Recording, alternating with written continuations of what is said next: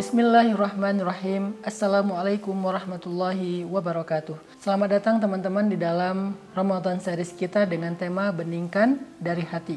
Nah, pada kesempatan ini saya pengen sharing sama teman-teman tentang hal yang paling penting dalam menata hati ataupun membersihkan jiwa kita.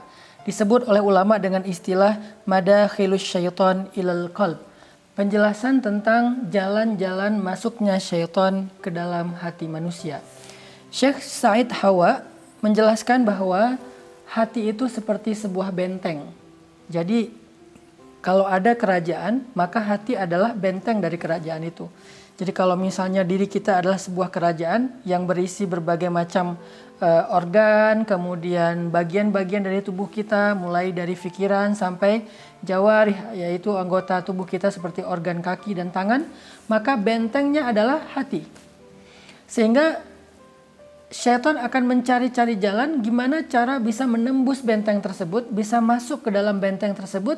Kalau dia sudah berhasil masuk ke dalam benteng itu, maka dia akan menguasai satu kerajaan. Jadi ibaratnya hati adalah benteng, sedangkan syaitan adalah musuh yang sedang mencari jalan untuk menembus benteng tersebut. Sehingga kita perlu cari tahu biasanya apa aja yang dibidik oleh musuh ini, oleh syaitan ini agar dia bisa menembus benteng hati manusia.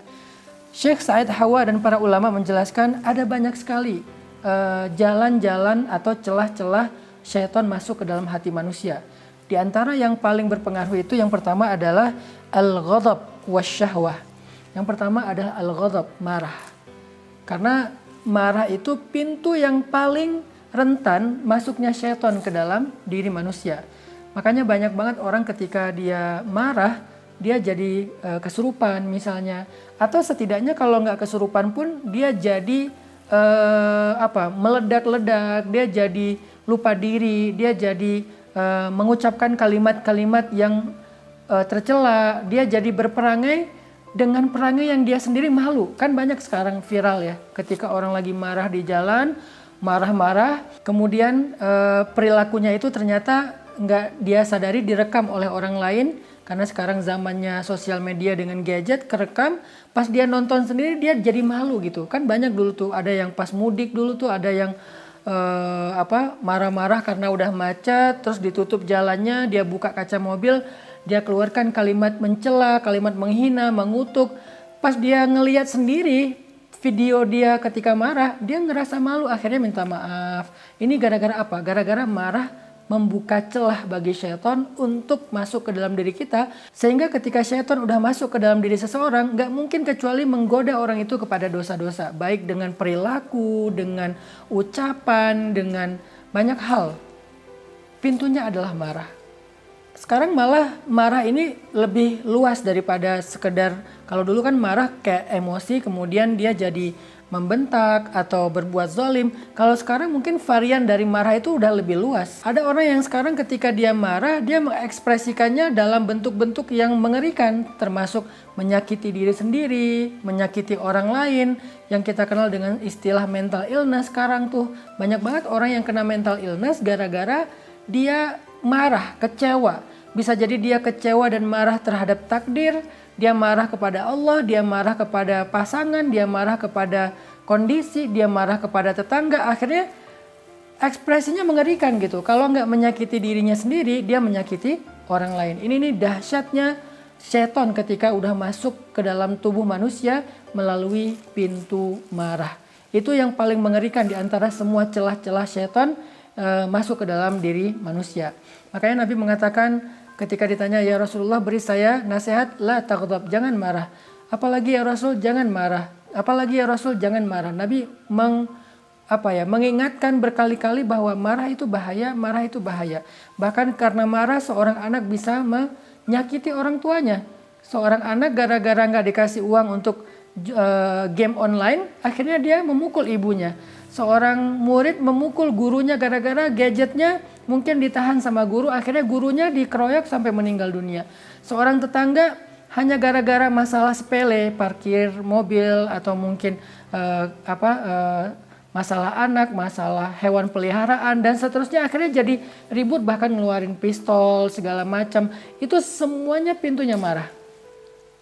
Jadi Di antara madakhilus syaitan fi qalbi ila qalbi mu'min atau ila qalbin nas, jalan masuknya syaitan ke dalam hati seseorang itu yang paling berbahaya adalah al-ghadab, marah. Marah ini bukan hanya amarah tetapi juga emosional yang tidak stabil. Kecewa bagian dari marah, kemudian membentak bagian dari marah, protes atau mempertanyakan sebuah ketentuan Allah dalam takdir hidupnya juga bentuk dari marah. Sehingga kalau kita nggak bisa mengendalikan marah kita, kemungkinan besar kita akan dikendalikan oleh syaitan. Pertanyaannya gimana cara mengendalikan marah? Yang paling gampang mengendalikan marah itu adalah dengan cara zikrullah, mengingat Allah. Kalau kita marah terhadap keadaan, kita ingat pasti ada hikmahnya. Allah nggak mungkin tega menyakiti saya. Kalau kita lagi marah karena kecewa kepada manusia, ingat Allah. Kita bisa kecewa sama manusia tapi nggak usah khawatir, Allah nggak bakal ngecewain kita. Jadi berharap aja sama Allah. Intinya jadikan zikir sebagai syifa, sebagai obat marah kita. Kalau kita nggak bisa mengendalikan marah, kata ulama, maka syaitan la'ibas syaitanu bihi kama yal'abus sabiyyu bil qurrah. Jadi syaitan akan mempermainkan kita seperti seorang anak kecil bermain-main dengan bola. Jadi kalau kita marah, setan masuk, maka syaitan akan mempermainkan kita, pikiran kita, perasaan kita, hati kita akan dipermainkan seperti anak kecil mempermainkan bola. Coba perhatikan gimana anak kecil main bola. Sekali dilempar, sekali diinjak, sekali gelinding dan seterusnya. Karena mudah sekali buat anak kecil mempermainkan bola yang ada di tangan mereka. Maka semudah itulah syaitan mempermainkan manusia karena marahnya. Yang kedua, kata ulama, madakhilus syaitan ila qalbin nas, jalan masuknya syaitan ke dalam hati manusia itu adalah syahwah. Syahwah itu bahasa kita mungkin syahwat. Syahwat itu nafsu. Terutama nafsu yang berhubungan dengan kebutuhan biologis. Nah, itulah kenapa Islam mensyariatkan pernikahan, dan salah satu di antara tujuan pernikahan itu adalah supaya laki-laki menjadi tenang dengan kebutuhan biologisnya karena sudah bisa disalurkan secara halal dan berkah kepada istrinya yang sah. Itu salah satu tujuan dari pernikahan. Jadi kalau misalnya ada cewek bilang gini, lo mah nikah karena nafsu. Ya emang, nikah emang karena nafsu. Kalau nggak nafsu, maka pernikahan buat dia bukan sesuatu yang sangat membutuhkan. Walaupun tetap cinta, walaupun tetap ada tanggung jawab, ada sisi akhlaknya, tapi tetap aja salah satu di antara alasan Islam mensyariatkan pernikahan, terutama buat laki-laki, adalah untuk menyalurkan kebutuhan biologisnya secara berkah dan halal. Karena kalau dia tidak menikah, maka dia akan menyalurkan kebutuhan biologisnya dengan cara yang haram dan hina. Makanya Allah Subhanahu wa taala berfirman tentang ciri orang-orang yang beriman, alladzina hum li furujihim hafizun, orang yang menjaga kemaluannya, illa ala azwajihim, kecuali terhadap istri mereka. Ini artinya bahwa salah satu tujuan mereka menikah, seorang laki-laki menikahi perempuan itu adalah illa ala azwajihim, supaya mereka punya istri untuk mereka menyalurkan kebutuhan syahwat ataupun biologis mereka dengan cara yang Allah ridhoi. Jadi ini solusinya supaya kita tidak dikendalikan oleh syaitan. Sekarang banyak banget ya orang yang karena kebutuhan biologis yang tinggi, ditambah lagi mungkin di-trigger oleh kondisi masyarakatnya, di-trigger oleh apa yang dia lihat di sosial media, di gadgetnya, semakin besar rasa syahwatnya, maka semakin mudah dia dikendalikan oleh syaitan. Kita mendengar cerita seorang kakek berbuat asusila. Sekarang bahkan ada yang namanya begal payudara, kemudian anak kecil jadi korban kekerasan seksual dari orang dewasa, bahkan ayah dengan anak kandungnya sendiri, ayah tiri dengan anak tirinya.